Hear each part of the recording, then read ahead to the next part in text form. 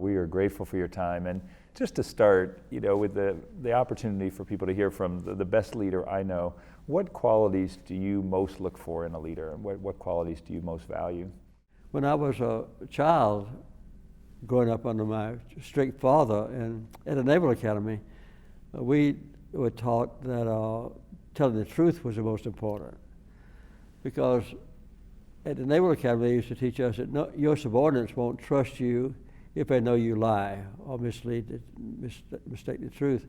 And my daddy would punish me most severely if I ever denied doing something that he knew I did or told a falsehood about one of my sisters or so forth. So telling the truth was very important too. You have led at obviously the highest levels and in so many spaces. What encouragement would you give to Habitat leaders who are trying to affect change in their communities with never enough resources and in a tough environment right now for housing?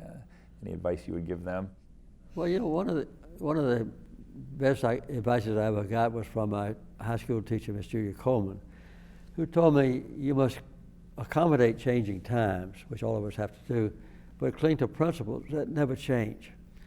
And each one of us during our lifetime, sometimes evolutionary, sometimes in a revolutionary way or instantaneously, decides on a principle in our life that we're going to maintain. I think one of the most profound changes in my life was when I decided to put my religious beliefs into practice and combine my efforts with Habitat for Humanity. And that's the best way I know to treat everybody the same, and also to help poor people and to show the essence of leadership. What first led you to Habitat, and maybe even more so, what keeps you coming back? Well, I think the thing that led us to Habitat was just proximity, because in America, it's just 9 miles from Plains, is where Habitat had headquarters. And so we had a lot of Habitat volunteers and executives to come over to my Sunday school classes at Maranatha Baptist Church. And I got to know them and admired them, and I learned slowly and surely what they wanted to do and what they were actually doing. And I saw then that the best way for me to try to put my religious faith into practical benefit to others was through Habitat. We all are taught with a common commitment that we should treat everybody equally and try to help the poor people who are in need to have a better way to life. And the best way for a poor person to have a better way of life is to get out of a substandard housing and to be able to live and to raise a family within a decent home. And that's what Habitat has done very, very successfully. I think if I had to just say one thing out of many, it would be the emotion that we feel at the end of every Habitat project when we see a family who has lived in a destitute housing project and paid high rent and been ashamed of, children have been ashamed to come home and bring friends and see them have a decent and attractive home. And I think this has been the main thing that's kept us coming back. It's just a matter of seeing in a very practical way how our small effort personally and the leadership God has granted us to attract other people to join us and to see the gratification there.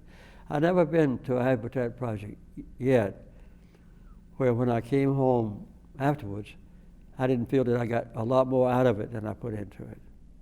And that, I think almost every Habitat volunteer that I've talked to says the same thing. If they don't agree with me, they probably don't talk to me. But yeah, I think that's the main thing. You get so much out of Habitat. Everybody's working hard, and some rich, some poor, some expert builders, some novices, but everybody working on the same project. And seeing the goal achieved is another great thing.